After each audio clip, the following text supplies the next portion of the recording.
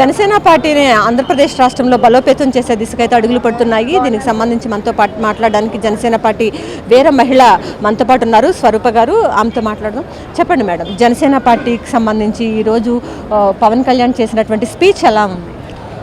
పవన్ కళ్యాణ్ గారు చాలా అద్భుతంగా ఈ రోజున మాట్లాడటం జరిగింది. ఎందుకంటే ఈ రోజున సాధకులను ఉద్దేశించి ఆయన అంటే గత 2 నెలలుగా ఉద్యమ సభ్యత్వం ఎవరైతే అత్యధిక స్థాయిలో చేయించారో వాళ్ళ కోసం ఈ రోజున ఆత్మీయ సమావేశం నిర్వహించడం జరిగింది.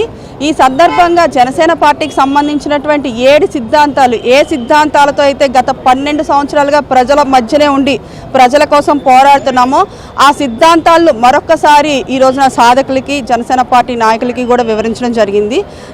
ఆయన స్పీచ్ యావత్తు కూడా ప్రజల కోసం మనం ఏ విధంగా నిలబడాలి, ప్రజలకి మనం ఏ విధంగా ఉంటే ప్రజలకి మనం అభివృద్ధి చేయగలము, ఈ రాష్ట్రాన్ని ఏ విధంగా అభివృద్ధి పదంలోకి తీసుకెళ్లాలి అనేటువంటి అంశాల మీద ఈరోజు చాలా స్పష్టంగా మాట్లాడడం జరిగింది.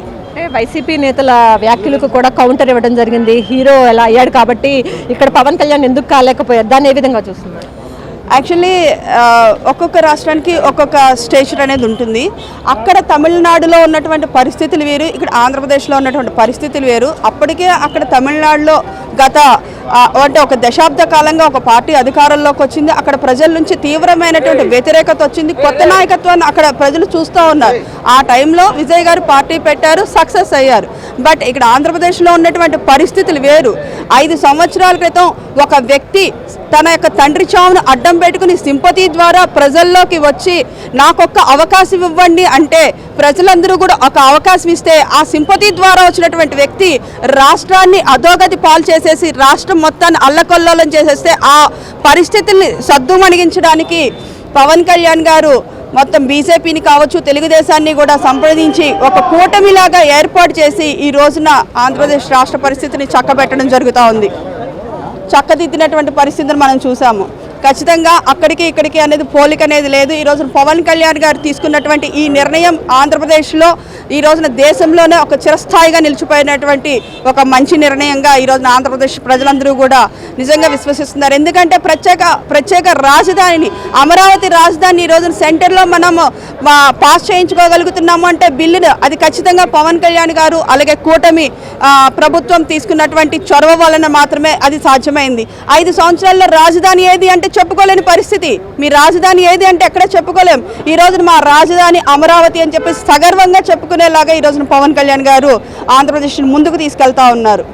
అంటే త్వరలో రాబోయిన పంచాయతీ ఎన్నికలు ఉన్నాయి, దానికి సంబంధించి క్యాడర్కి ఎలాంటి దిశానిర్దేశం చేశారు?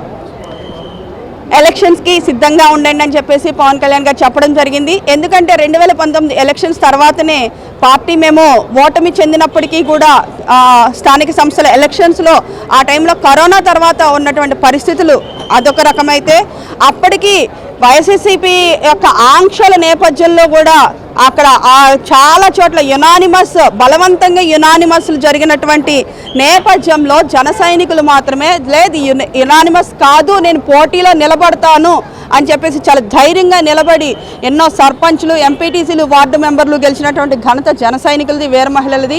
ఆ స్ఫూర్తిని ఈ రోజున పవన్ కళ్యాణ్ గారు ప్రస్తావించి ఆ రోజునే మీరు అంత గొప్పగా పోరాటం చేశారు, మరి ఈ రోజున మనం అధికారంలో ఉన్నాము, పార్టీ సంస్థాగతంగా చాలా బలపడింది, మీరు ఎవరైతే పోటీ చేయాలనుకుంటున్నారో ఖచ్చితంగా పోటీ చేయండి, మీ వెనకాల పార్టీ ఉంటుంది, ప్రజల కోసం మనం ఎప్పుడు నిలబడాలి అనేటువంటి గొప్ప సందేశాన్ని ఈరోజు ఇవ్వడం జరిగింది. Okay, thank you madam.